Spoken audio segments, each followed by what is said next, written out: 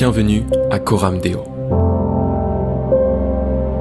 Ta famille, ta maison, ton église.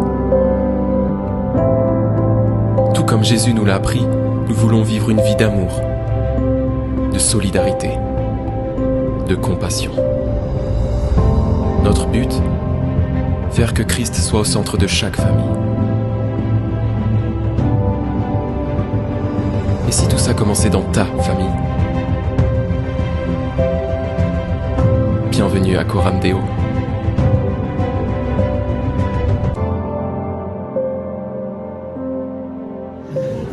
J'espère que vous allez bien. Je suis très content d'être parmi vous ce matin. On est très content d'être ici, de se rassembler, de se retrouver autour de notre Dieu. Amen. Je ne sais pas dans quel état vous êtes venus, mais moi je suis joyeux ce matin parce qu'on a quelque chose de spécial à vivre ensemble. Et ce matin, on a l'honneur d'avoir parmi nous un collectif. Est-ce qu'il y en a qui connaissent le collectif Hope? Ah, c'est pas grave, ceux qui ne connaissent pas, vous allez connaître ce matin. Et je vais leur laisser toute la place. On va voir Hope Collectif à la louange. Et c'est aussi eux qui vont nous apporter la parole de Dieu. Alors ouvrez vos cœurs ce matin. Laissez Dieu vous toucher. Amen. Donc, je laisse toute la place à Nice.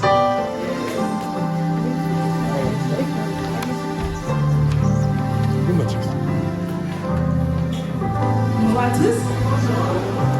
Alors juste avant de commencer le temps de louange, je voudrais qu'on prenne un passage dans la Bible tous ensemble, si vous avez vos Bibles avec vous, que ce soit téléphone, que ce soit papier. Prendre un passage dans la Bible ensemble, ce passage vous le connaissez, c'est l'histoire d'Esther. Okay. Ce passage vous le connaissez, c'est l'histoire d'Esther, et c'est un moment où Esther a un peu une dualité dans son cœur par rapport à la mission qu'elle a, tout simplement. Et son oncle Mardoché va venir et va l'encourager, va la conseiller tout simplement par rapport au dessein que Dieu a placé sur sa vie. Et donc on va lire dans Esther chapitre 4, versets 13 et 14. Mardoché, sentant son combat intérieur, lui fait parvenir le message suivant. Ne t'imagine pas que tu échapperas seul d'entre tous les Juifs parce que tu es dans la maison du roi. Car si tu te tais maintenant, le secours et la délivrance surgiront d'autre part pour les Juifs, et toi et la maison de ton père vous périrez. Et qui sait, si ce n'est pas pour un temps comme celui-ci que tu es parvenu à la royauté. Amen. Ce matin, je voudrais encourager quelqu'un, juste avant de commencer, avant que la louange commence, et à te dire, n'est-ce pas pour un temps comme celui-ci que toi tu es là? N'est-ce pas pour une saison comme celle-ci que toi tu es dans cet endroit? Et peut-être que là aujourd'hui dans ton travail, dans ta famille, tu te dis je suis un hasard et que je ne sais pas forcément ce que je fais, mais ce matin Dieu a un message particulier pour toi et te dit que n'est-ce pas pour une saison comme celle-ci, n'est-ce pas pour un temps comme celui-ci que tu es dans ta famille, que c'est pour un temps comme celui-ci que tu es dans ce travail, que c'est pour un temps comme celui-ci que tu es dans cet environnement. Mardoché est en train de dire à Esther, ce n'est pas parce que tu as de beaux yeux, ce n'est pas parce que tu es la plus belle que tu es dans ce palais, mais c'est parce que tu as un rôle à jouer dans le plan de Dieu. Tu as un rôle à jouer dans le plan divin de Dieu. Et ce matin, Dieu veut dire à quelqu'un, ce n'est pas parce que tu préfères à ton voisin que tu es dans cette famille, que tu es dans cette position-là, mais c'est parce que tu as un rôle à jouer là où tu es. Amen. Tu as un rôle à jouer dans cet endroit là où tu es. J'aimerais ce matin que tu puisses prendre à soulever dans la présence de Dieu. Et j'aimerais ce matin que tu puisses comprendre que servir Dieu, avoir cette marche active dans le royaume de Dieu, pour le royaume de Dieu. Est-ce que vous m'entendez? Avoir cette marche active dans le dessein que Dieu a placé sur ta vie, dans l'appel que Dieu a placé sur ta vie, ce n'est pas juste du bénévolat que tu es en train de faire. Mardoché est en train de dire à Esther, sauver ton peuple, aller plaider la cause de ton peuple, ce n'est pas juste une option, Esther, mais c'est le plan de Dieu pour ta vie. C'est la raison pour laquelle Dieu a décidé que tu sois dans ce palais. Tu es en train de dire à quelqu'un ce matin, mon royaume, ce n'est pas une option. Mon royaume pour ta vie, ce n'est pas une option. Mon royaume pour ta vie, ce n'est pas juste dire, Seigneur, je t'offre un peu de mon temps chaque dimanche matin. Regarde, j'ai passé 2 heures dans ta présence. Mais Dieu te dit ce matin que c'est ta responsabilité de mettre mon royaume en avant ce matin. Alors dis à ton voisin, ça va secouer ce matin.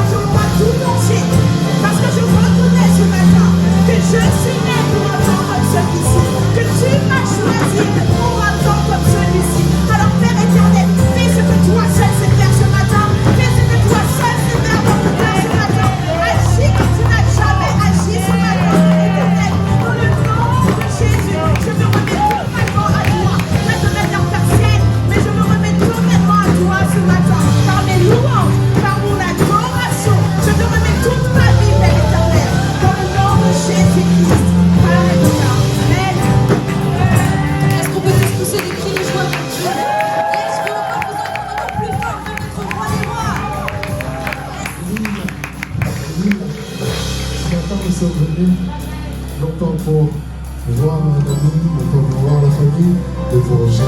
Est-ce que vous êtes avec ça? Est-ce que vous pouvez chanter ensemble? Yes.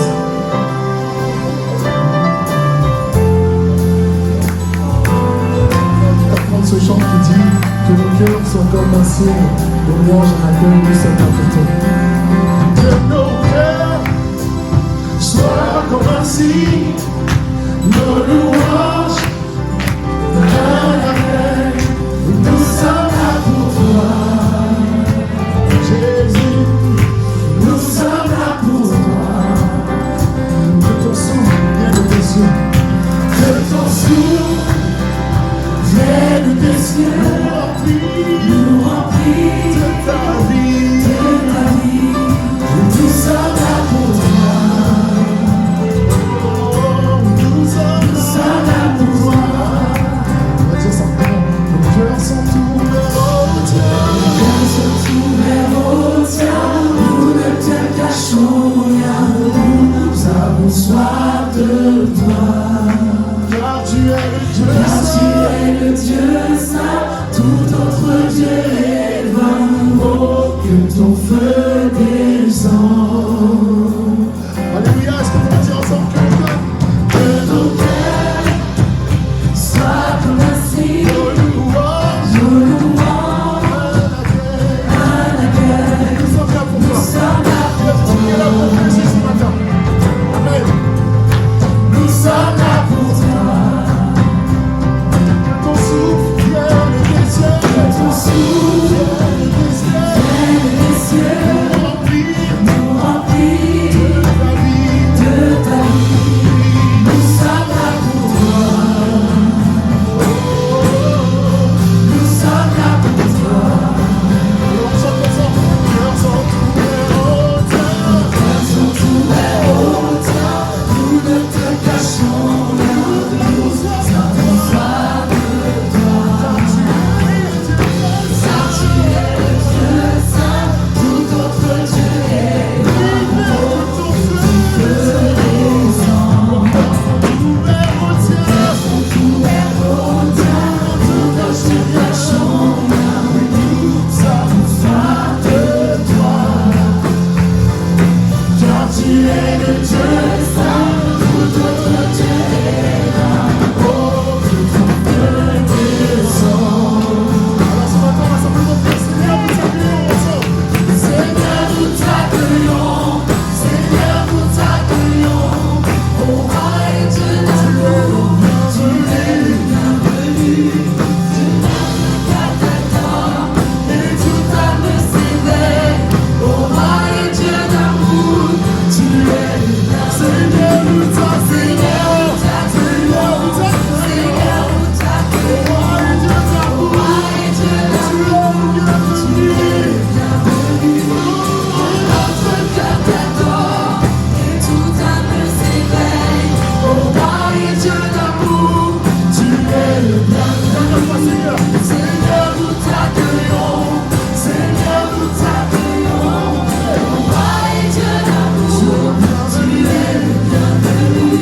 Notre cœur t'adore et toute âme s'éveille. Ô roi et Dieu d'amour, tu es le bienvenu. Tu es le bienvenu. Tu es le bienvenu. Commence à monter les louanges à Dieu. Accueille le Seigneur dans ce lieu. Fais monter ta propre louange. Alors que l'on t'accompagne, on va dire tu es le bienvenu. Si tu veux prier, prie. Si tu veux chanter, chante. Mais accueille Dieu dans ce lieu.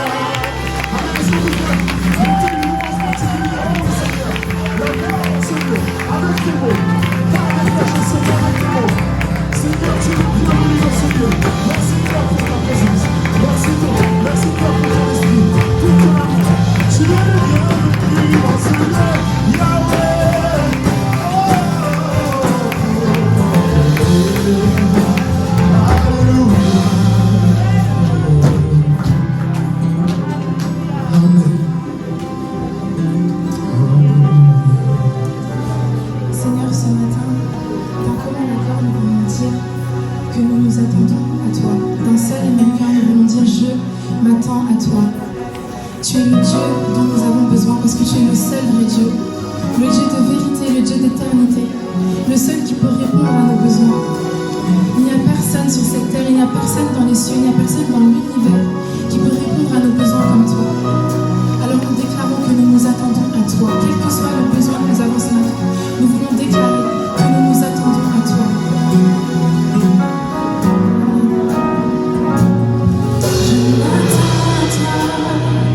Je me confie en toi, ouvre mes yeux pour voir comme toi. Je m'attends à toi, j'ai tant besoin de toi. Ouvre mon esprit pour penser comme toi. Nous avons besoin de toi. Ici, maintenant, Jésus. Je m'attends à toi. J'ai tant besoin de toi. Ouvre mes yeux pour voir comme toi. Je m'attends à toi. J'ai tant besoin de toi.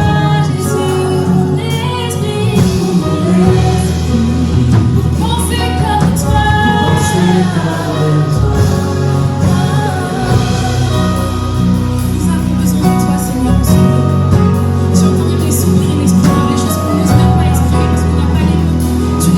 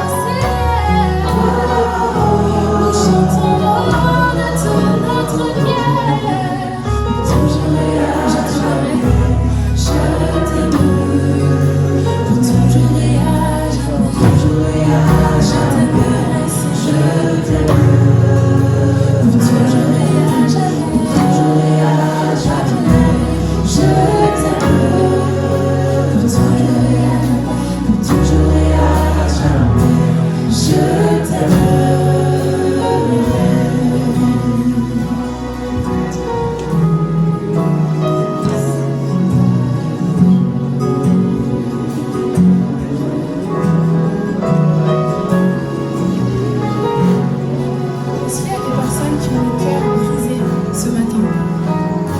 On est ensemble et vraiment sentez-vous libre dans sa présence. Vous savez, Dieu, quand il veut agir, il ne le fait pas comme un tyran. C'est un gentleman, ce qui veut dire qu'il ne force personne. Mais par contre, il y a une chose qu'il veut, c'est guérir.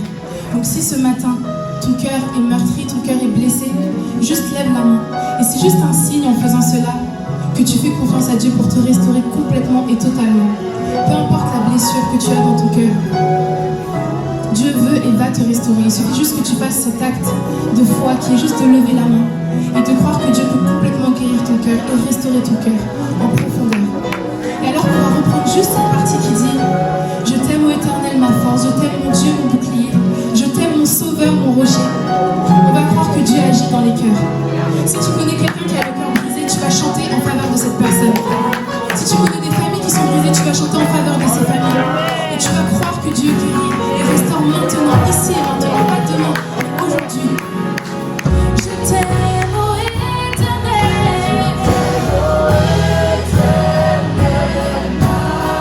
Je t'aime, mon Dieu, mon bouclier. Je t'aime, mon sauveur, mon rocher.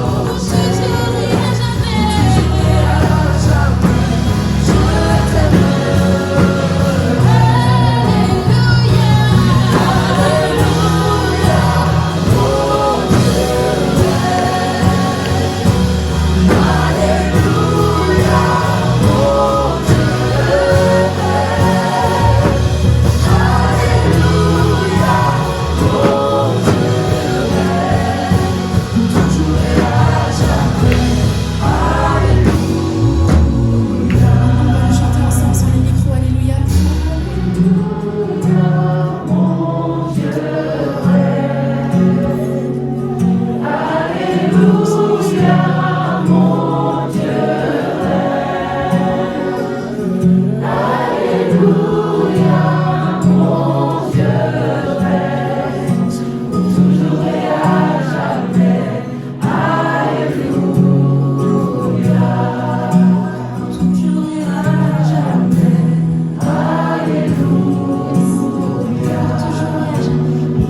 et à jamais. Je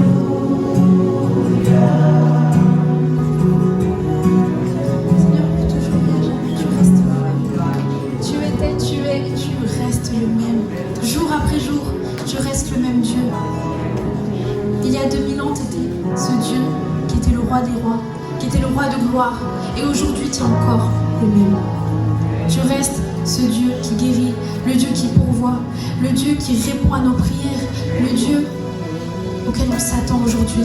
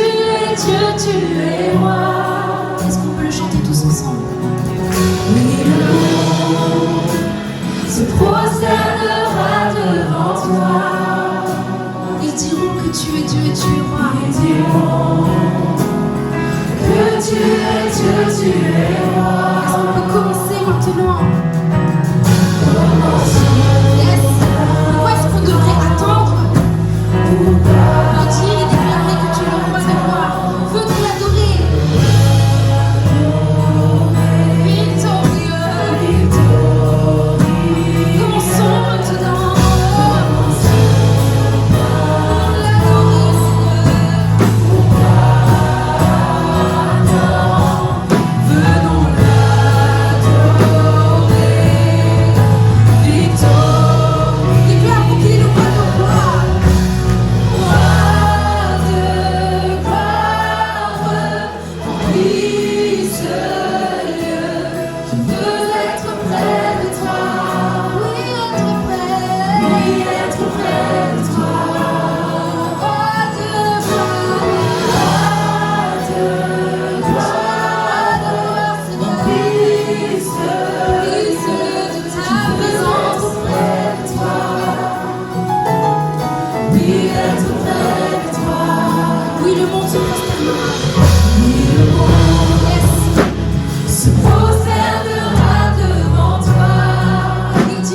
tu es Dieu et tu es roi. Que tu es Dieu, tu es roi. Que tout le monde se prosternera. Se prosternera devant toi. Tu es le Dieu de gloire. Que tu es Dieu, tu es roi. Déclare ce matin. On va commencer maintenant à remplir ce lieu de ta présence.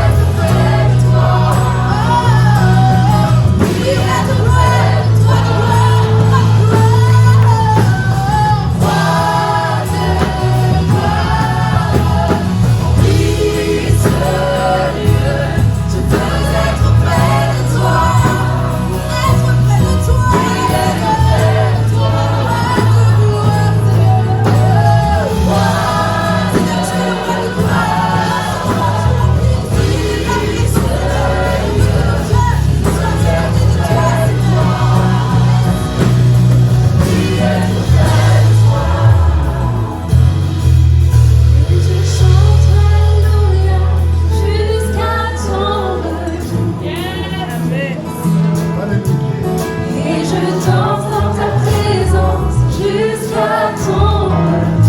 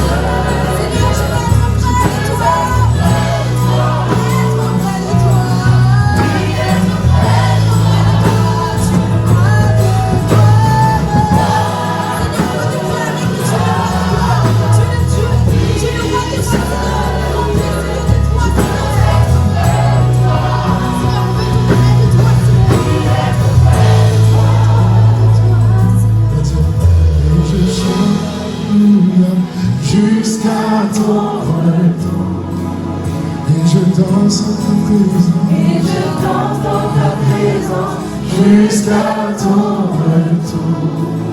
Et je chante Alléluia, jusqu'à ton retour. Et Et je danse en ta présence jusqu'à ton retour. Je chante Alléluia. Jusqu'à ton retour. Je danse dans ta présence. Je me réjouis quand tu l'appelles. Je chante Alléluia. Jusqu'à ton retour. Et je chante en ta présence. Jusqu'à ton retour. Dernière fois, juste les voix loin de l'heure.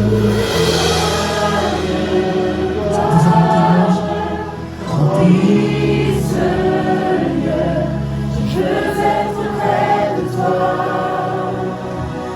Oui, être près de toi.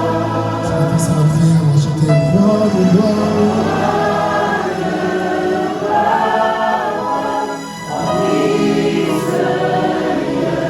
Je veux être près de toi, oui, être près de toi. Je veux être près de toi, oui, être près de toi. Je veux être près de toi, Yahweh, oui, être près de toi. Je veux être près de toi, Jésus. Oui, être près de toi, je veux être près de toi, oui, être près de toi.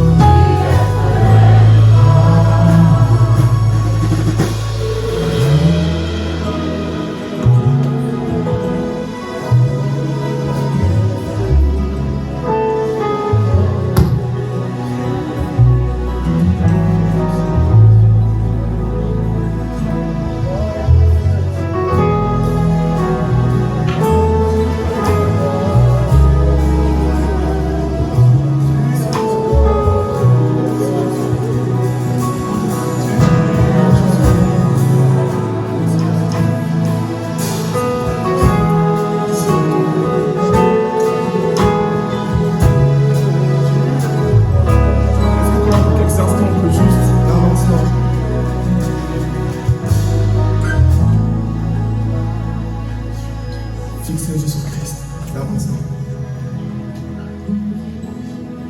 Je ne sais pas quel est l'état de ton cœur ce matin.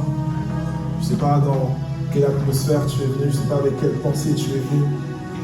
Mais là, j'aimerais que tu puisses simplement poser tes regards sur Christ. Alors qu'on l'adore et qu'on le loue. J'aimerais simplement que là, maintenant, dans cet instant-là, précis, tu puisses poser tes regards sur Christ.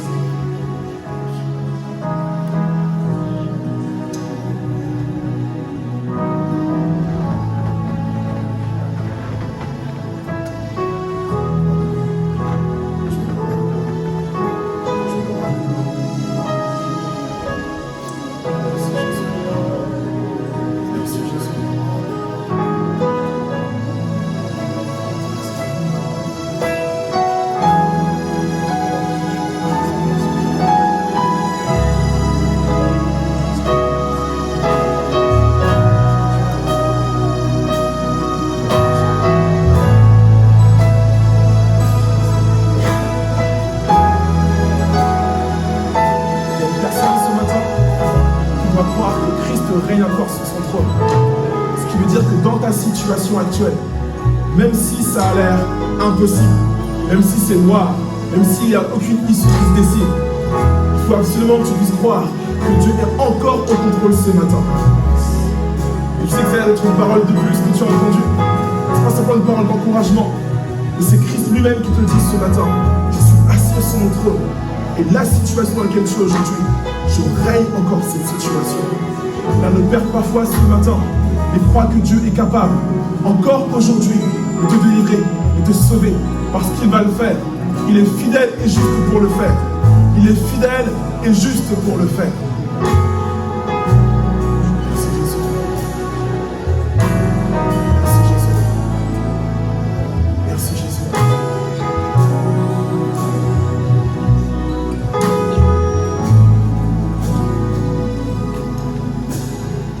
Alléluia. Vite prendre place.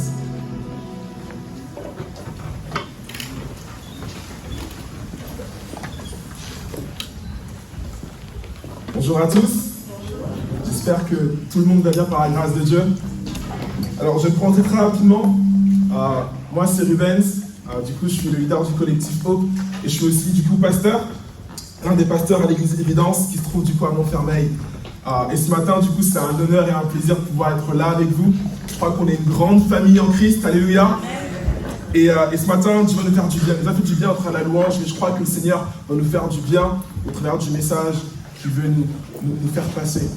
Et ma prière ce matin, c'est à ce que nos cœurs soient ouverts. J'aimerais qu'on puisse se dire ce matin que ce n'est pas juste un dimanche de plus, mais que c'est un dimanche où on est au pied de Christ, où il va nous parler. Seigneur Jésus, je te prie à ce que nos cœurs soient ouverts ce matin.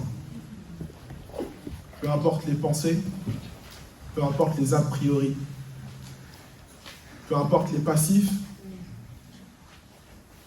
peu importe les attentes, que ce matin tu puisses parler au cœur. Parce que notre désir, notre plus profond désir, c'est de pouvoir te suivre et de t'obéir. Alors que ce matin, tu puisses te mouvoir dans la salle et faire ce que toi seul es capable de faire. Amen. Alléluia. Ce matin, Dieu a déposé une parole dans mon cœur qui brûle. Qui brûle. Ce matin, Dieu a mis à cœur de pouvoir parler sur l'audace. Sur l'audace. Et vous savez, il y a une anecdote, peut-être que vous l'avez déjà entendue, par rapport à l'audace, qui est très intéressante. Et c'était une personne qui a eu 20 sur 20 au bac de philo. Si vous avez passé votre bac, vous avez eu du coup les profs de philo, vous savez que c'est quasiment impossible d'avoir 20 sur 20 en philo. On est d'accord ? Et cet homme a réussi à avoir 20 sur 20 en philo. Et comment il a réussi à le faire, en fait, c'est parce qu'en réalité, au bac, il y a ce sujet qui était « Qu'est-ce que l'audace ?»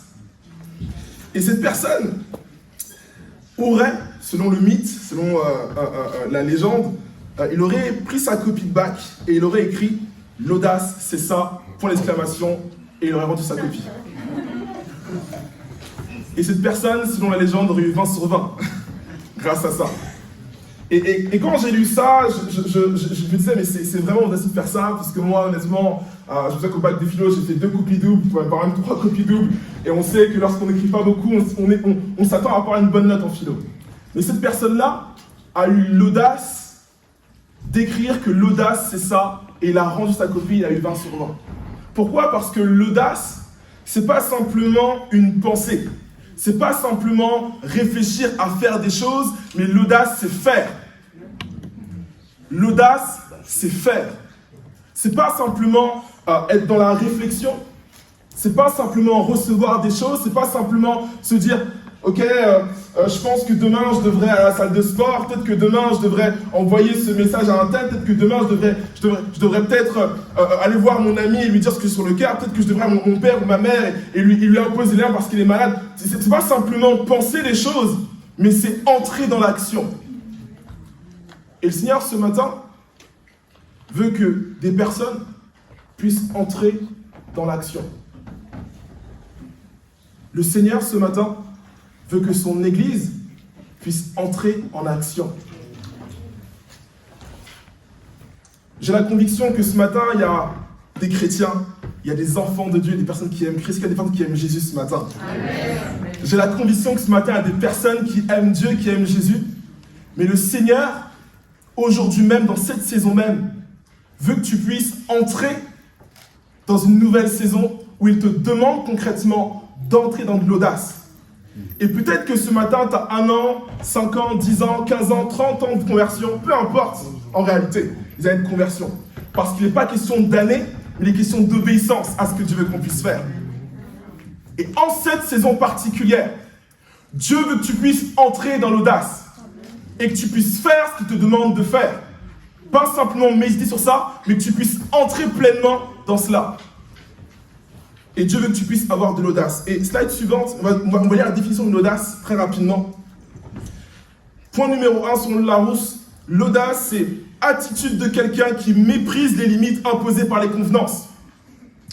Point numéro 2, hardiesse qui ne connaît ni obstacle ni limite. Point virgule, courage. L'audace, c'est réussir à dépasser les limites, les convenances. C'est comme si je vous disais que d'habitude, je ne sais pas comment le pasteur Steve prêche d'habitude, mais c'est comme si, voilà, d'un coup, je me mettais à descendre de l'estrade. Et peut-être ça peut être une limite. On se dit, d'habitude, quand le pasteur Steve il est sur l'estrade, il ne descend pas de l'estrade pour prêcher. L'audace, c'est réussir à faire des choses qu'on ne s'attendait pas à faire d'habitude. C'est réussir à marcher dans des choses qu'on n'a pas l'habitude de faire. Et peut-être que c'est surprenant, peut-être que ça change d'habitude, mais je crois que le Seigneur veut littéralement t'amener à le faire. Et souvent on se dit, mais Seigneur, je ne suis pas capable de le faire, comment tu veux que je marche dans l'audace? J'ai mes limites, je suis timide, je ne sais pas comment faire. Mais Dieu te dit que c'est ni par force, ni par puissance, par son esprit. C'est par son esprit que tu vas pouvoir marcher dans l'audace et faire des choses que jamais tu n'as fait auparavant. Et encore une fois, il n'est pas question d'aller de conversion, mais il est question d'obéissance. Est-ce que ce matin, tu vas pouvoir marcher dans l'audace? Slide suivante. Vous savez, je vais lire cette statistique qui est sortie il n'y a pas très longtemps. 51% des Français ne croient pas en Dieu, selon un sondage. 51% des Français ne croient pas en Dieu, selon un sondage. Et ce qui est le plus dramatique, c'est que les 49% restants, ce n'est pas des chrétiens. Ça peut être des musulmans, ça peut être des bouddhistes, ça peut être des... Voilà, tout plein de religions. Et je ne sais pas quelle est la marge de chrétiens évangéliques en France, mais il me semble que c'est de l'ordre d'un peu moins de 1%. Je ne dis pas de bêtises, pasteur Steve, tu me dis si je me trompe. Je ne sais pas si tu connais la statistique, mais je crois que c'est ça. Ce qui veut dire que le constat est dramatique, on est d'accord? Ce qui veut dire que si Jésus revient maintenant, la majorité des Français vont se retrouver en enfer. Ça ne me fait pas plaisir de le dire, mais c'est l'évangile qui me dit de le dire.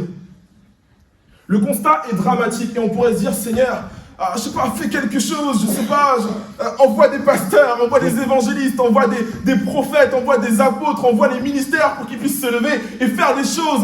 On a besoin de ça en réalité, Seigneur, fais-le s'il te plaît. Et on pourrait se dire, Seigneur, on est comme désarmé en fait face à ce constat de 51% de Français qui ne croient pas en Dieu, voire même plus en réalité. On pourrait se sentir désarmé.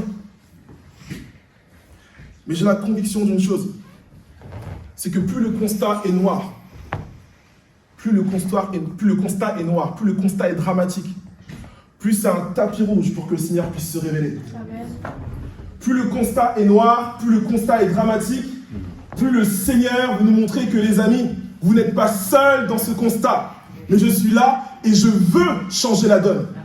Est-ce qu'il y a des personnes qui croient ce matin que la France peut être chamboulée à cause de ta vie, à cause de ta consécration?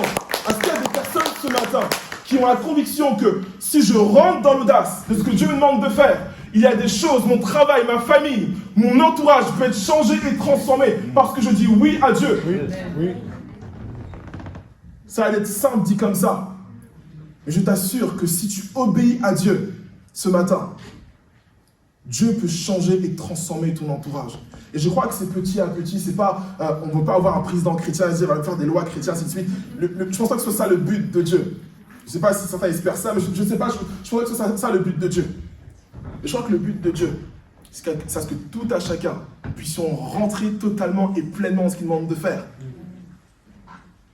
Et qu'on puisse voir des vies changées et transformées par son esprit, pour sa gloire. Amen.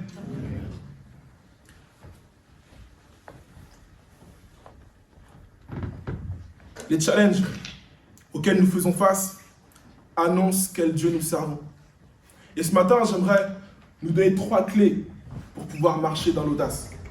3 clés pour pouvoir marcher dans l'audace. La première clé pour pouvoir marcher dans l'audace, c'est de pouvoir marcher dans mon identité.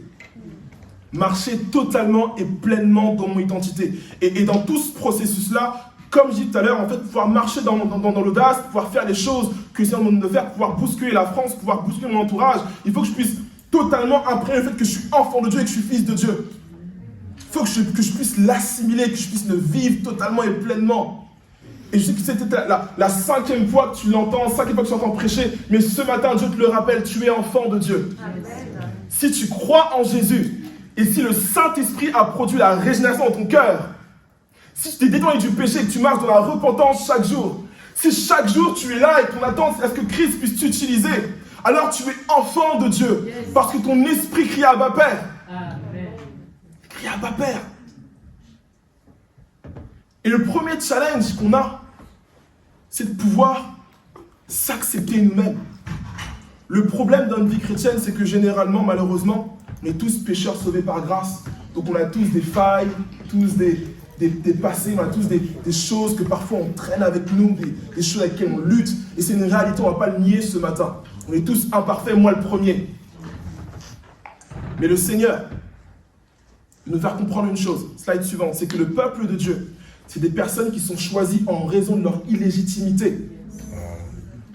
C'est justement parce que tu es faillible, c'est justement parce que tu es pécheur que le Seigneur t'a choisi. C'est justement parce que tu ne te sens pas capable que le Seigneur te choisit. Parce que le Seigneur ne veut pas faire comme dans le monde. Il ne veut pas avoir des personnes qui ont un bac plus 6 ou bac plus 8.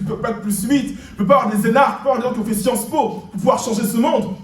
Il veut des personnes simples. Des personnes qui ne sont pas capables. Des personnes qui n'ont rien à faire valoir. Des personnes qui se sentent inutiles. Qui savent que c'est le Seigneur qui les a sauvés. Dieu veut utiliser toi pour pouvoir changer ton monde. Et je te prie de ne pas mépriser ça ce matin. Amen. Ne méprise pas l'appel que Dieu a mis sur ta vie. Ne méprise pas le fait que Dieu t'ait choisi parce qu'il l'a fait en connaissance de cause. Il sait qui tu es. Il connaît tes failles. Il sait qui tu es. Bien plus que toi-même. Et Dieu te dit, avec tout ce que tu es, je veux t'utiliser. Peu importe ce que tu penses de toi. Ce matin, je t'invite à avoir le regard que Dieu a sur toi. Tu es son enfant, il a mis son esprit en toi. Si tu oses croire en cela, le miracle est possible. Amen. Le miracle est possible. Le peuple de Dieu, c'est des personnes choisies en raison de leur illégitimité. Certainement, la première limite qui vient se poser à toi, c'est est-ce que je suis capable de le faire? Est-ce que je suis capable de le faire? Est-ce que je suis capable de pouvoir croire à ce que ma classe à la fac puisse être touchée par Dieu? J'ai un témoignage d'une personne, un célèbre pasteur aux États-Unis qui racontait ça. Il disait que lorsqu'il était au lycée, il était petit et vous savez, au lycée, il y a des casiers. Je trouve ça super cool à l'époque. Il y a les casiers et chaque matin, à 6h du matin, il se levait et son cœur battait. Je parle d'un jeune de 16 ans, pas un jeune de 16 ans. Son cœur brûlait pour l'évangile. Il s'est dit, je veux voir mon école littéralement changer et se tourner vers Christ. C'est audacieux, on est d'accord? Tous les matins à 6h du matin, il allait devant les casiers et il priait. Seigneur, touche cette personne. Seigneur, touche cette personne. Seigneur, touche cette personne. Seigneur, touche cette personne. Seigneur, au nom de Jésus, cette personne doit être guérie. Seigneur, au nom de Jésus, fais-le parce que je crois que tu es capable de le faire. Tu n'es pas un homme pour mentir, ni le fils de l'homme pour te repentir. Ce que tu dis, tu le fais et tu vas le faire. Chaque matin à 6h du matin, il se levait et il priait pour ses camarades de classe, pour toute son école. Les personnes qui faisaient le ménage le prenaient pour un fou. Et au fur et à mesure, il commençait à rencontrer ses camarades, il a commencé à faire des études bibliques. Et les gens commençaient à venir. Pourquoi? Parce qu'ils étaient touchés par la parole de Dieu, touchés par son témoignage. Mais comment est-ce que c'est possible qu'un jeune ait autant le feu pour Dieu? Et au fur et à mesure, il y a de plus en plus de monde dans les études bibliques dans son école. À la cafétéria, ils se réunissaient au lieu de manger, ils partageaient la parole de Dieu. Et à un moment, l'école même s'est rendu compte qu'il y avait tellement de personnes qui se tournaient vers Dieu que le midi, ils prenaient chaque jour un moment pour prier ensemble. Wow. Il est possible pour toi de changer ton environnement. Simplement si tu es audacieux et que tu oses obéir à ce que Dieu met en ton cœur. Il est possible pour toi de le faire. Simplement si tu te laisses conduire par le Saint-Esprit. Il est capable de le faire. Je te prie de ne pas imaginer que c'est simplement pour les autres. Simplement pour les grands hommes de Dieu. Simplement pour les personnes qui sont consacrées. Dieu veut le faire avec toi peu importe ce que tu penses de toi.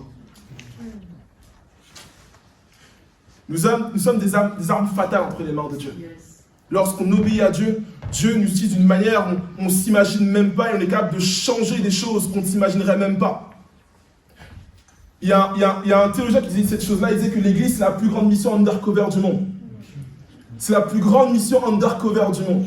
On est comme des espions, on ne sait pas en fait qui on est réellement. Les gens ne savent pas qu'on porte en nous la vie, ils ne savent pas qu'on porte une bonne nouvelle en nous, ils ne savent pas qu'on porte peut-être même la solution pour leur vie en nous. Et ce que j'aime avec l'Évangile, c'est que moi, vous ne me connaissez pas. Moi, on est une grande famille. On ne s'est peut-être jamais vu, mais vous sentez dans l'atmosphère qu'on parle le même langage.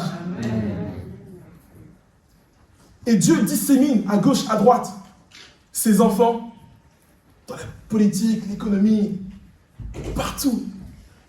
Et toutes ces personnes-là jouent leur rôle. Et peut-être que toi, aujourd'hui, tu es placé là où tu es dans ta famille, dans ton entourage, dans ton travail. Peu importe là où tu es placé ce matin, peu importe la sphère que tu veux voir changer pour la gloire de Dieu. Et tu dis, mais Seigneur, ça a l'air d'être impossible en fait ce que je fais là. Ça a l'air d'être bloqué, il n'y a pas d'issue. Comment est-ce que je vais faire pour pouvoir amener ta vie en réalité là où je suis? Je te dis qu'aujourd'hui, ce que tu vis, d'autres personnes le vivent. Il te demande simplement d'obéir et de partager ce qui réside en toi. Tu portes en toi une bonne nouvelle qui est capable de changer et de transformer les vies. Tu portes en toi cette chose qui est capable de pouvoir révolutionner la vie des gens qui sont autour de toi. Et je t'en supplie, même s'il y a cette appréhension de se dire, mais qu'est-ce que les gens vont penser de moi? Partage ce que tu portes en toi. L'évangile est contagieux. Aujourd'hui, en période de crise sanitaire, Covid-19, on porte tous des masques ici ce matin. Parce qu'on se rend compte que le Covid, c'est très contagieux. Mais j'ai la conviction d'une chose, c'est que l'évangile est d'autant plus contagieux.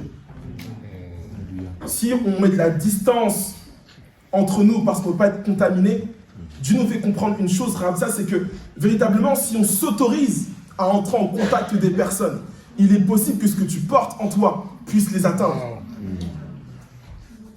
Si on croit que le Covid est contagieux, je crois que l'évangile que l'on porte est d'autant plus contagieux. Tu n'as absolument aucune idée de ce que Dieu veut faire au travers de toi. Tu n'as absolument aucune idée de ce que Dieu peut faire si tu libères la parole. Si tu oses prier pour une personne qui ne croit pas en Dieu devant tous tes collègues. Ah, je sais que ça coûte de l'honneur de le faire, mais si tu oses le faire, tu n'as aucune idée de ce qui peut se passer. De la vie qui peut être libérée au travers de cela. Dieu peut faire l'extraordinaire au travers de toi. Et lorsque l'on fait cela, on est en train d'annoncer un règne. On l'a chanté, notre Dieu règne. Le Dieu de gloire règne encore sur son trône.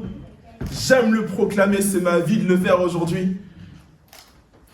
Dieu règne sur son trône. Et Ésaïe 52, verset 7, slide suivante. Ésaïe 52, verset 7, je ne sais pas si vous pouvez le lire, c'est un peu petit, mais je vais vous le lire. Qu'ils sont beaux sur les montagnes, les pieds de celui qui apporte des bonnes nouvelles, qui annonce la paix, de celui qui apporte de très bonnes nouvelles, qui annonce le salut, de celui qui dit à Sion, ton Dieu règne. Amen. Lorsque tu es en train de libérer la parole et que tu fais ce que le Seigneur est en train de te demander de faire, tu es en train d'annoncer le règne de Dieu dans les personnes qui t'entourent. Tu annonces le règne de Dieu pour la personne qui est en face de toi. Tu es en train de lui dire, moi je l'ai pour moi, Dieu règne et dans toutes mes circonstances, Dieu me sauve, il est fidèle. Est-ce qu'il y a des chrétiens qui croient en cela ce matin? Il règne dans ma vie et s'il l'a fait pour moi, il peut le faire pour toi. Il peut le faire pour toi. Peu importe le mur qui est en face de toi, peu importe la montagne qui est en face de toi, peu importe le Goliath, peu importe les choses qui sont là, l'impossibilité qui est en face de toi. La Bible dit une chose, rien n'est impossible à Dieu. Amen. Il y a une personne qui doit croire ce matin qu'il n'est pas question d'un CV, il n'est pas question de venir à l'église tous les dimanches, il n'est pas question de se dire je lis ma Bible et je prie. C'est super les amis, mais il y a plus. Ton Dieu règne. Amen. Il est question de pouvoir marcher dans l'audace et d'avoir l'assurance de croire que si j'ouvre la bouche, mon collègue peut être sauvé. Amen. Mon voisin peut être sauvé. Ma soeur, mon frère, mon père, ma mère peut être sauvée. Peu importe combien de temps je suis là et combien on me l'a répété, ce matin, Dieu peut dire encore, il est possible qu'au travers de toi, toute ta vie peut être changée. Ton Dieu règne. Il y a une porte de sortie. Il y a un échappatoire pour toutes les personnes qui vivent dans ce monde. Il y a un échappatoire. Tout comme cette porte de sortie, s'il y a un problème, une porte de sortie, je peux courir vers là. Je sais que je serai dehors et je serai sauvé. Il y a une porte de sortie pour toutes les personnes qui sont dans le monde et qui vivent dans la détresse, dans le noir, dans les ténèbres. Il y a une porte de sortie pour toutes ces personnes-là. Et cette porte de sortie, c'est Christ. C'est Christ. C'est Jésus. Cette mission undercover sera un succès uniquement si tu marches dans ce que Dieu te demande de faire. Clé numéro 2, pour pouvoir avoir l'audace de pouvoir faire ce que Dieu te demande de faire, il faut absolument que tu puisses marcher à tout près dans ton appel. Slide suivante. Marcher en ton appel va te coûter. Ça va te coûter. Et je sais que pour beaucoup d'entre nous, lorsqu'on a donné notre vie à Christ, ça a été le résultat du fait que tu as touché notre cœur. Et notre cœur a commencé à brûler. On s'est dit, mais Seigneur, je vais révolutionner le monde pour toi. Je sais que je vais pouvoir le faire. Je sais que tu m'as sauvé. Je sais que je peux le faire maintenant. La question que je me pose ce matin, c'est est-ce que notre cœur brûle toujours autant pour l'évangile? Ce matin, je te pose la question. Est-ce que ton cœur brûle toujours autant pour l'évangile? Peut-être prends 5 secondes pour faire le point par rapport à ça là maintenant.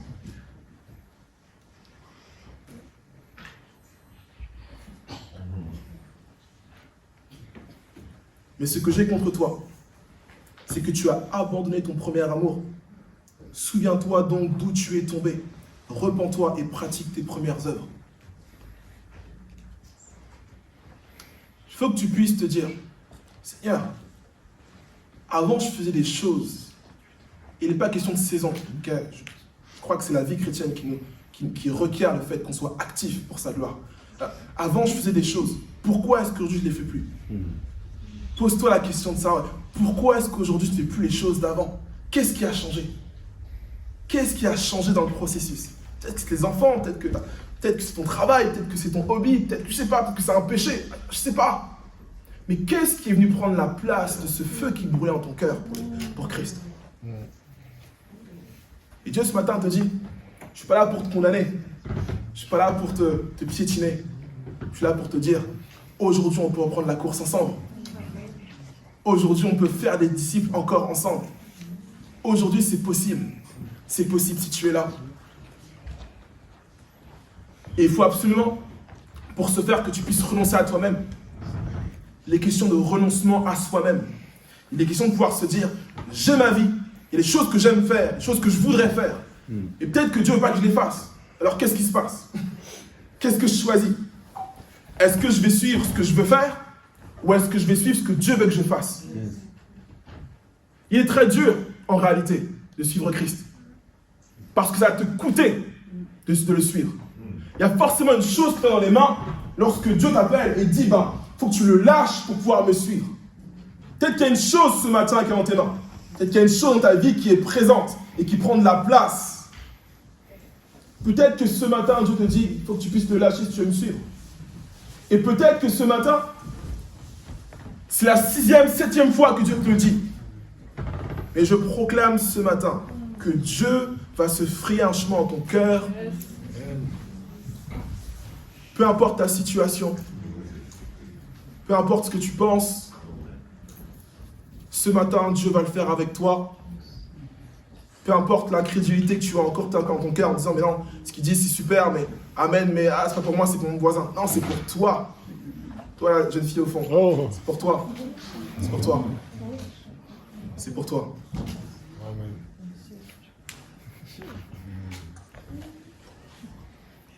Il faut absolument que tu puisses obéir à l'appel de Dieu.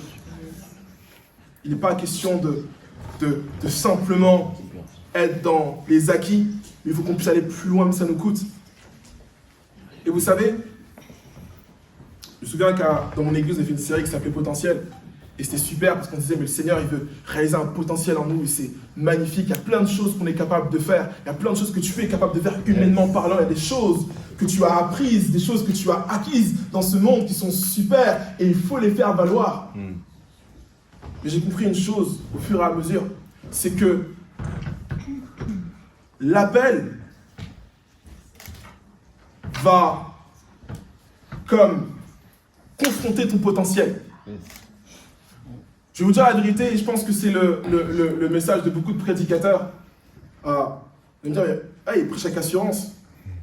Ah, mais il sait prêcher, ça va, c'est cool. Je pourrais vous dire, j'ai fait 3 ans de théologie, donc du coup, c'est normal que je puisse être capable de prêcher. Mais en réalité, et beaucoup de... Voilà, il y a le collectif Hope qui est là, ils le savent. Moi, de base, parler en public, c'est pas mon truc. J'aime pas trop ça. J'aime pas trop ça. Et lorsque l'appel de Dieu est là, lorsque l'appel de Dieu survient et m'active pour une cause, il n'est plus question de capacité. Il n'est plus question de ce que tu es capable de faire. Mais il est question de l'appel qui repose sur ta vie. Slide suivante. L'appel sera toujours plus impactant que ton potentiel, car il ne repose pas sur ta personne, mais sur la personne qui est Christ. Lorsque tu entres dans ton appel, tu ne reposes pas sur tes capacités, ce que tu sais faire, mais tu reposes sur ce que Dieu dit sur toi. Et c'est là que l'extraordinaire prend place. Parce que Dieu veut faire une chose nouvelle avec toi. Des choses que tu n'as jamais imaginé pouvoir faire. Et c'est là que tu rentres dans le miraculeux. C'est là que tu dois rentrer dans l'audace. Parce que Dieu te dit que la seule manière que tu vas pouvoir impacter ton monde, c'est de pouvoir marcher dans ton appel. Alléluia. Si je marche dans mon potentiel, il y a plein de choses que je suis capable de faire. Mais il n'y aura pas les vies changées et transformées. Il n'y aura pas les vies qui vont accepter l'évangile. Il n'y aura pas toutes ces choses-là. Pourquoi? Parce que Christ n'est pas dans ça. Si je veux pouvoir voir des vies changées et transformées, il faut absolument, les questions de vie ou de mort aujourd'hui, il faut absolument que je puisse vivre dans mon appel.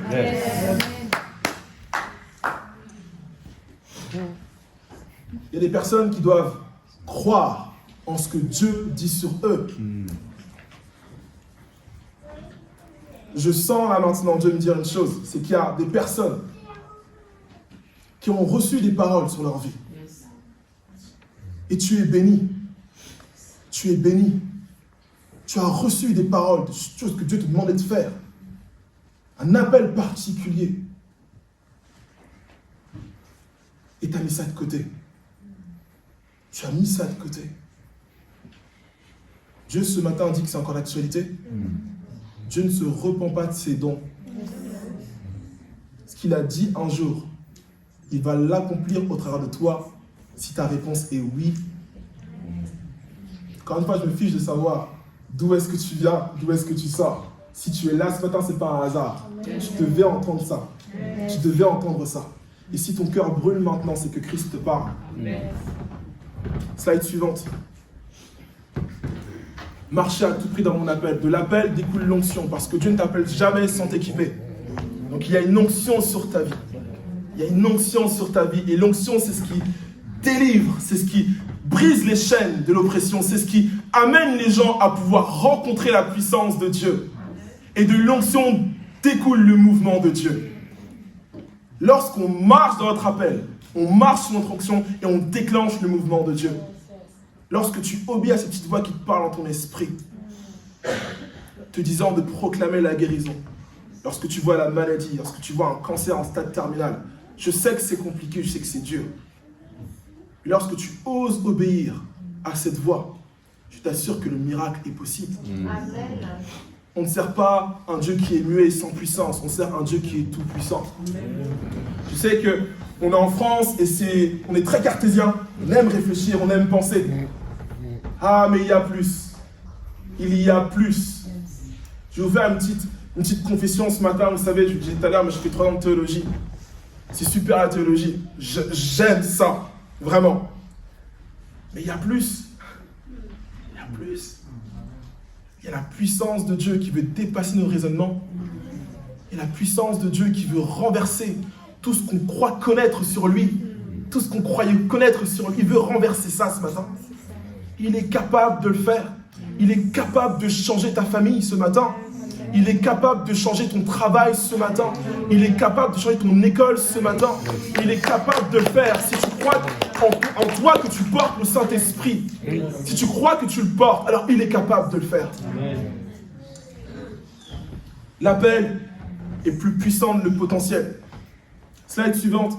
Un missionnaire anglais a dit une chose. Je n'ai pas peur de l'échec, mais j'ai peur de réussir dans les choses qui n'ont aucune importance. C'est ma plus grande crainte, les amis. Ma crainte, c'est de faire des choses qui sont cool. Aujourd'hui, je suis l'un des pasteurs de l'Église Évidence. Ma plus grande crainte, c'est qu'on fasse plein de choses qui sont super. Il me reste combien de temps? Excusez-moi, les amis. Il me reste 10 minutes. Ma plus grande crainte, c'est de faire des choses qui n'ont aucune importance et de réussir dans cela. Je suis l'un des pasteurs de l'Église Évidence. Ma plus grande crainte, c'est qu'on fasse tout plein de choses, tout plein de programmes, tout plein de choses, et que il n'y ait pas de vie changée, transformée. Ma plus grande crainte, c'est que le collectif Hope, qu'on puisse faire plein d'événements et plein de jeunes puissent louer Dieu et c'est super, mais qu'il n'y ait pas de transformation, qu'il n'y ait pas de jeunes qui rentrent dans leur appel et qui soient totalement dédiés à Christ. Ma plus grande crainte, c'est qu'on fasse juste du bruit. Ma plus grande crainte, c'est de réussir dans les choses qui n'ont aucune importance. Il est inutile pour toi, désolé de le dire, de venir chaque dimanche. Si lundi, mardi, mercredi, jeudi, vendredi, samedi, tu n'obéis pas à Dieu. Inutile. Ça sert à rien. Désolé de le dire comme ça, mais c'est la réalité. Il faut absolument, ce matin, que tu puisses marcher dans l'audace. C'est la 6e fois que je dis ce matin. Il faut absolument que tu puisses marcher dans l'audace et répondre à ce que Dieu te demande de faire. Marcher dans la parole de Dieu te donnera forcément des résultats. Forcément des résultats. Tu verras forcément Dieu se manifester. Pourquoi? Parce que s'il t'appelle à le faire, il va forcément répondre par sa présence et par sa puissance. Il faut que tu puisses marcher dans l'audace. La 3e clé, c'est mon dernier point ce matin, pour pouvoir marcher dans l'audace. Il faut que tu puisses marcher dans l'assurance. Marcher dans l'assurance. Et je pense que c'est là le plus compliqué généralement. Comment est-ce que je vais pouvoir marcher dans l'assurance alors que je ne sais pas parler en public? Comment est-ce que je vais pouvoir marcher dans l'assurance alors que je suis en conflit avec mon père? Comment est-ce que je vais pouvoir marcher dans l'assurance alors que je suis malade? Comment est-ce que tu marches dans l'assurance alors que j'ai tout plein de failles qui m'empêchent de pouvoir faire ce que Dieu me demande de faire? Vous savez, lorsque j'ai commencé à vraiment œuvrer pour le Seigneur et rentrer dans mon appel, j'ai commencé à évangéliser dans les rues de Paris. Je vais dans les rues et je parlais à des gens comme ça lambda et je leur partageais mon témoignage. Et parfois ça ne marchait pas.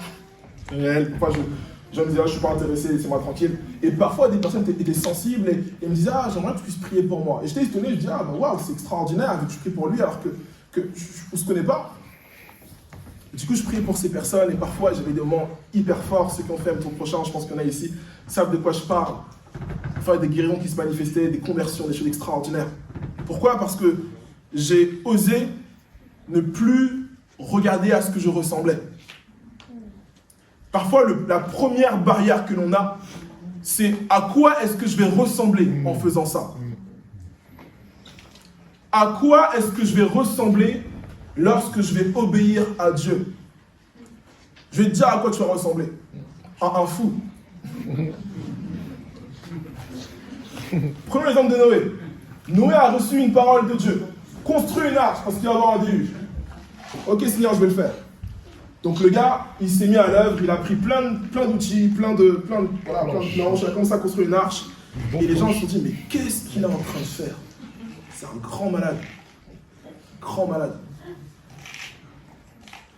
Seulement, il l'a fait et il a attendu le moment où Dieu allait répondre. Et au moment où Dieu a répondu, les personnes se sont ruées vers l'arche. Oui, sauve-nous, aide-nous, on veut être sauvés comme toi. Mais alors qu'il construit l'arche, il a appelé les gens à monter dans l'arche. Et les gens l'ont méprisé. Lorsque tu vas rentrer dans ton appel, tu vas paraître pour un fou. Parce que les gens ne comprendront pas ce que tu fais. Pourquoi? Parce que ce n'est pas une œuvre qui est humaine, c'est une œuvre qui est spirituelle. Et tout ce qui est spirituel, ça a l'air bizarre humainement. On est d'accord avec ça? Ça a l'air bizarre humainement. Comment croire qu'en imposant les mains à un malade, il puisse être guéri? Même la science ne pourrait pas expliquer ça. Il n'y a rien de rationnel. On est d'accord avec ça? Pourtant, c'est ce que Christ me dit. Christ me dit que si j'impose les mains aux malades, c'est pas que j'ai un pouvoir, c'est pas que je suis un magicien, mais c'est parce que je porte l'esprit de Dieu en moi. Mais si j'impose les mains aux malades et que je crois, alors cette personne-là peut être guérie. Simplement en obéissant. Simplement en obéissant. Si tu obéis à la parole de Dieu, il y a forcément des résultats. Il faut absolument que je puisse me détacher de cette image de je dois être parfait, je dois être cool devant tout le monde, je dois être raisonnable. Rappelez-vous ce que je dis en introduction, la définition, aller au-delà des convenances. L'audace, c'est d'aller au-delà des convenances. L'audace, c'est de l'action. Et c'est de marcher dans ce que Dieu te demande de faire. Il n'est plus question de réfléchir. Il y a des personnes ce matin qui réfléchissent trop. Vous allez vous le dire, mais c'est une réalité. Tu réfléchis trop. Ce matin, Dieu veut que tu puisses marcher dans ce qu'il te demande de faire. Et c'est tout. Point final. S'il te dit, bah écoute, tu dois venir voir le pasteur Rubens et lui dire une parole, viens me le dire. N'hésite pas, même si c'est une parole qui est un peu bizarre, viens me le dire et n'hésite pas. Tu ne sais pas s'il y a la vie en ta parole. Tu ne sais pas si cette parole peut débloquer ma vie. Tu n'as aucune idée. Tu n'as aucune idée. Il faut absolument que tu rentres dans l'action. Slide suivante. Ce que j'aime avec l'audace, c'est qu'il y a une dimension prophétique dans cela. C'est-à-dire qu'on rentre dans un truc où on ne sait pas ce que ça va donner. Il y a une dimension un peu mystérieuse. Lorsque cet homme a rendu sa copie en disant que l'audace c'est ça, il s'est dit soit j'aurai un 0, ou soit je suis le plus grand génie de la Terre. Il a rendu sa copie et il l'a fait, et l'audace c'est prophétique en réalité. L'audace c'est marcher dans quelque chose que je ne vois pas encore mais que je sais qu'il va réussir. On a un exemple dans 1 Samuel, chapitre 17, verset 45, David et Goliath, exemple célèbre. David dit aux Philistins, tu marches contre moi avec l'épée, la lance et le javelot. Moi, je marche contre toi au nom de l'Éternel, le maître de l'univers, au nom de Dieu de l'armée d'Israël, que tu as insulté. Aujourd'hui, l'Éternel va te livrer entre mes mains. Amen. Comment expliquer qu'un jeune bambin qui fait peut-être, je sais pas, on dit pas, on n'a pas dans la parole de Dieu la mesure de David. C'était un jeune homme, puisse faire face à Goliath qui fait 3-4 têtes de plus que lui, qui était un soldat et qui avait tué et insulté beaucoup d'Israélites. Comment expliquer que ce jeune homme puisse venir voir ce géant et lui dire qu'il va le tuer? L'audace est prophétique. L'audace est prophétique. L'audace, c'est devancer le temps et dire qu'aujourd'hui ma famille va être sauvée, que mon travail va être sauvé. Que demain, lundi, lorsque je vois mon collègue, peu importe s'il ne m'aime pas, l'amour va régner. Parce que je suis un acteur de paix. Et partout où je vais aller, c'est la présence de Dieu qui soit sur moi. Partout où je vais aller, partout où je vais mettre, c'est Christ qui va régner. Ah, il y a une personne qui doit grandir dans la foi ce matin. Crois ce que Dieu dit sur toi. Tu es son enfant. Tu portes sa présence en toi. Dieu te dit une chose, prends courage parce que j'ai vaincu le monde. J'ai vaincu le monde. J'ai vaincu le monde. J'ai vaincu le monde. L'audace est prophétique. Peut-être que tu ne vois pas encore les résultats, mais annonce déjà ce qui va arriver. Annonce déjà ce qui va arriver. Il faut que tu puisses être intentionnel dans cela. L'audace est prophétique. L'audace amène la stupéfaction et la surprise. Pourquoi? Parce qu'il y a une attente par rapport à ce que Dieu veut faire et on se dit, mais est-ce qu'il va vraiment le faire? Et souvent, et je pense que ça allait au pasteur Steve, parfois je suis devant l'estrade, Dieu me dit, bah écoute, fais un appel au salut. Je dis, mais Seigneur, je fais un premier appel, rien ne se passe. Je dis, mais Seigneur, est-ce que c'est toi qui m'as parlé? Est-ce que c'est toi qui m'as parlé? Et Dieu me dit, non, persévère en réalité, parce que ce que je te dis, c'est réel. Persévérant, continue l'appel. Et au fur et à mesure, le Seigneur se ferait un chemin dans le cœur. Et personne se lève et donne leur vie à Christ. L'audace est prophétique Mais j'irai même plus loin dans cela. L'audace rime avec persévérance. Daniel 10, verset 12. Je vais aller très vite par rapport à ça parce que c'est un peu long. Mais David avait prié et Dieu a envoyé un ange pour qu'il puisse le secourir et lui amener la réponse. Et l'ange, en venant voir Daniel, a rencontré des principautés dans ce monde. On n'est pas sans savoir, voilà, je pense dans le combat spirituel, mais il y a des principautés, il y a des choses dans ce monde. Et souvent, lorsque l'on prie, on ne voit pas ces choses se manifester directement. Pourquoi? Parce qu'il y a des principautés qui sont là et qui bloquent littéralement la réponse de Dieu. Et pourquoi est-ce que David a réussi à avoir la réponse? Parce qu'il a persévéré dans la prière. Et l'ange a reçu une aide d'un autre ange, l'archange, Michel-Ange, qui est venu l'aider et qui est venu lui apporter la réponse. Ce matin, Dieu veut te dire que ta réponse est dans la persévérance. Et il faut que tu puisses marcher dans l'assurance en te disant que tôt ou tard, Dieu va répondre. Tôt ou tard, Dieu va répondre. Tôt ou tard, Dieu va répondre. Peu importe le laps de temps que cela prend, tôt ou tard, Dieu va répondre.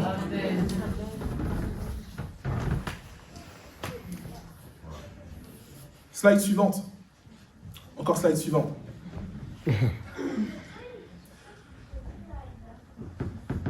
Slide suivante encore. Magnifique, merci beaucoup. Est-ce qu'on peut applaudir la régie de production, s'il vous plaît?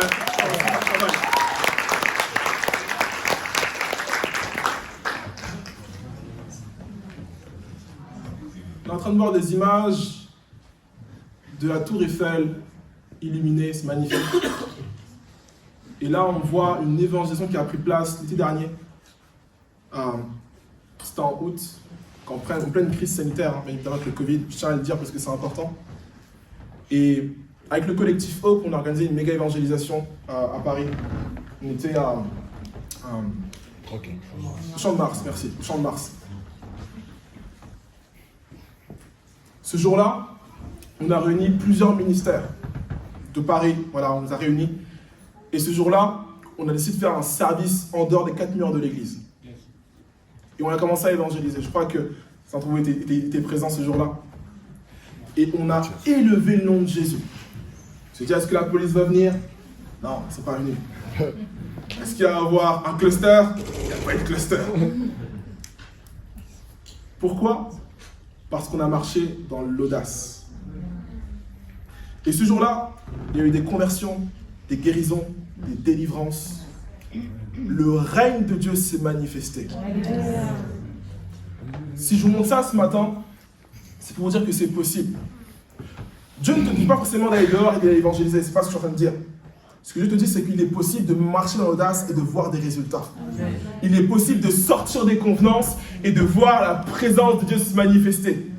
Il est possible de faire des choses que tout être humain en cette période ne ferait jamais.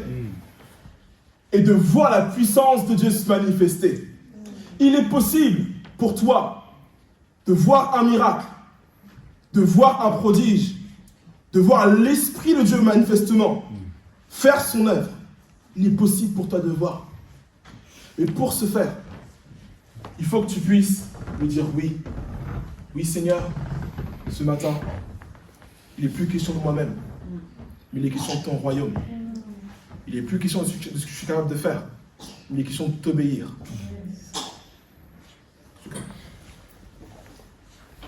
Question de t'obéir. Est-ce qu'il y a un peuple ce matin qui comprend qu'il n'est plus question de marcher dans ce qu'on faisait avant? Est-ce qu'il y a un peuple ce matin qui comprend qu'il n'est plus question de simplement être timoré? Est-ce qu'il y a un peuple ce matin qui comprend qu'en dépit de ses incapacités, le Seigneur est capable de l'utiliser? Dans ta détresse, dans ton obscurité, dans ton impossibilité, Dieu veut t'utiliser. Dieu veut t'utiliser. Dieu veut faire avec toi ce que jamais tu aurais pensé ou imaginé faire. Mais pour cela, il faut que tu puisses marcher dans ce qu'il te demande de faire. Alors qu'on puisse fermer les yeux maintenant et qu'on puisse se lever. Il y a la liberté, le royaume est là. Je laisse mes ancêtres.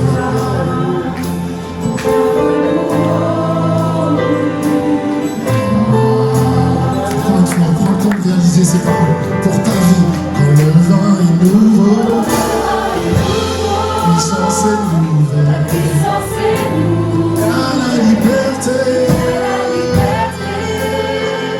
Et le royaume est là. Je lève les anciennes flammes pour qu'un feu nouveau brille en moi.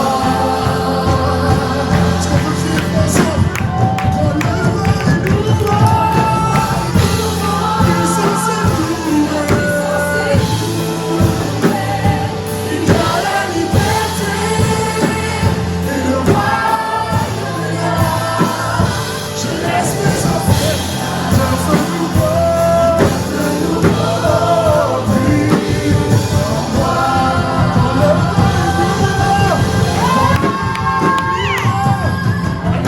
est nouveau, la puissance est Seigneur, tu nous ouvres les esprits, tu nous donnes penser, Seigneur, tu nous remplis de bonne foi.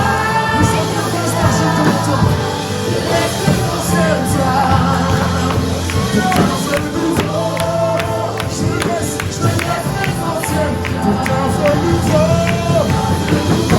laisse mes anciennes flammes pour qu'un feu nouveau. Je laisse mes anciennes flammes pour qu'un feu nouveau brille. Pour qu'un feu nouveau. Je laisse mes anciennes flammes pour qu'un feu nouveau brille en moi. Oui, pour qu'un feu nouveau brille en moi. Tu fais cette déclaration. Pour qu'un feu nouveau. Père Jean, je t'ai connu hier, c'est vrai. J'ai fait des grandes choses avec toi hier. Mais aujourd'hui, je vais faire de meilleures choses avec toi et de plus grandes choses. Que tu veux mon esprit. Alléluia. Un feu nouveau. Alléluia. Un feu nouveau. Je sens que il y a des gens ce matin qui ont besoin de déclarer ça. Ce feu nouveau brûle dans ton cœur, ton amour pour les vents. Ça, pour qu'un feu nouveau, va simplement dire le feu de ma voix. Dis-le pour toi, dis-le pas pour ton voisin ni pour ta voisine, mais pour ton cœur. Je n'ai rien à t'offrir. Jésus à la croix a tout donné. Fais déborder aujourd'hui ma vie d'un vin nouveau. Dernière fois, la musique, juste fais de moi.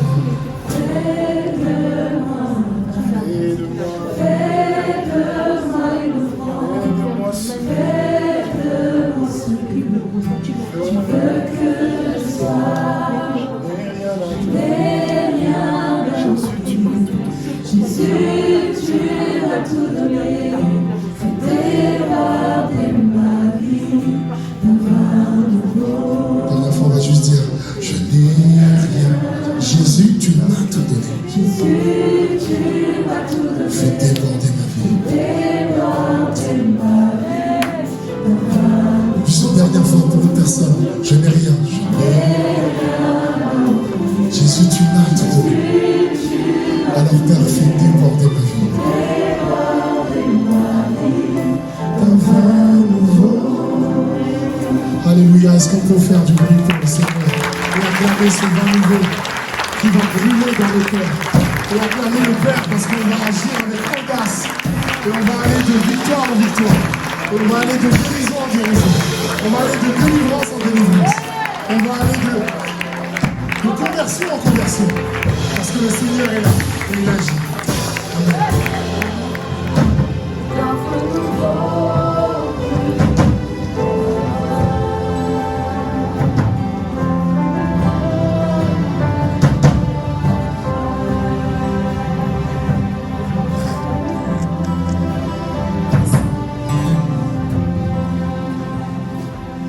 Avant qu'on puisse terminer, tout à l'heure on a chanté un chant qui dit « Je laisse mes anciennes flammes pour qu'un feu nouveau brûle en moi.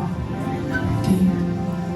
Et je pense que là, ce matin encore, Saint-Esprit me dit qu'il y a des personnes qui veulent aller là où Dieu leur dit d'aller.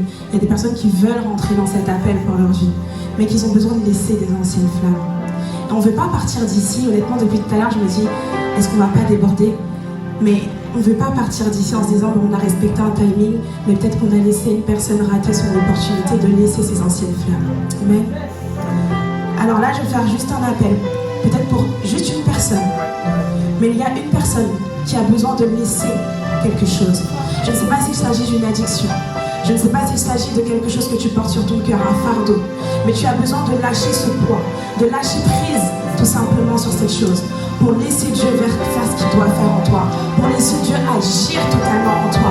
Pour laisser Dieu te mettre totalement sur cette destinée qu'il a prévue pour ta vie. Alors là maintenant, là où tu es, je t'invite à t'avancer devant. Et moi encore pour la main sur ta vie. Parce que je crois que lorsque la présence de Dieu est là, quelque chose se passe. Je crois que lorsque la présence de Dieu est là, il peut y avoir de la délivrance. Je crois que lorsque la présence de Dieu est là, ta vie peut être changée. Ta vie peut être transformée. Alors si cette parole te parle, je t'invite à t'avancer pour qu'on puisse prendre le temps de prier avec toi. Ne te dis pas j'ai honte. J'ai honte, est-ce que je vais m'avancer? Je vais peut-être témoigner de quelque chose, d'une faiblesse. N'oublie pas ce que le pasteur nous a dit tout à l'heure. Dieu a besoin de ta faiblesse. C'est dans ta faiblesse que Dieu va pouvoir t'utiliser. Alors avance. Ce matin, on veut croire que Dieu est là. Amen. Dieu est là, c'est sûr, c'est une assurance. Dieu est là. On va lui demander en tout cas, le souhait du collectif Oath, et même son souhait à lui, c'est que Dieu ne veut jamais quitter cet endroit. Dieu ne veut jamais quitter cet endroit. Ton cœur, Dieu ne veut jamais quitter ton cœur. Alors, on va chanter une dernière chanson. Et c'est juste pour sceller le fait que Dieu reste là. Alléluia. Ici, mon Seigneur reste avec nous.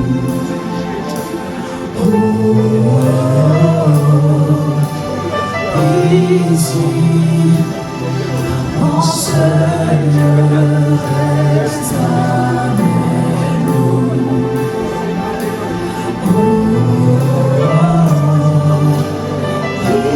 Ici, mon Seigneur reste avec nous.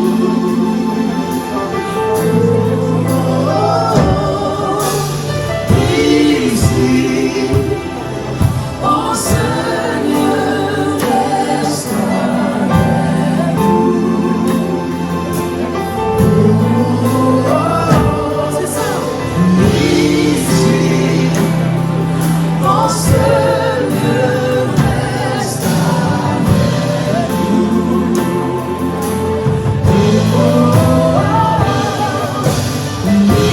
Ici, mon Seigneur reste avec nous.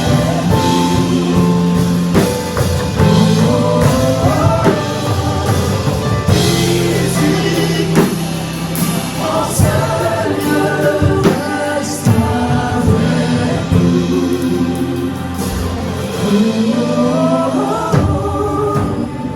avec nous. On va chanter dans votre cœur. Reste avec nous. Reste avec nous. Reste avec nous. Reste avec nous. Est-ce que quelqu'un peut dire Amen? Amen, c'est acté dans le nom de Jésus-Christ. Tout ce qui vient d'être déclaré dans ces endroits. Alléluia. Tu donner cette puissance de dire à Dieu, oui, maintenant tu peux agir, Seigneur. Est-ce que quelqu'un peut dire encore une fois Amen? Alléluia. Tu peux rendre gloire à Dieu comme c'est passé ce matin. Je vais prendre quelques secondes et rendre gloire à Dieu. C'est en présence ce matin.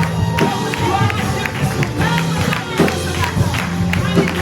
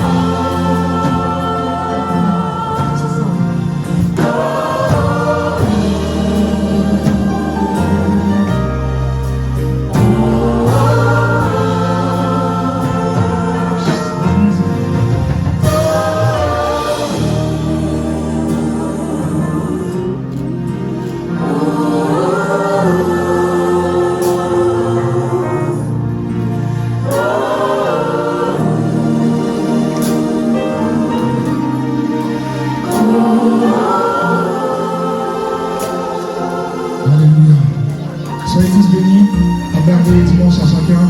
C'était un moment pour nous d'être là, soyez bénis.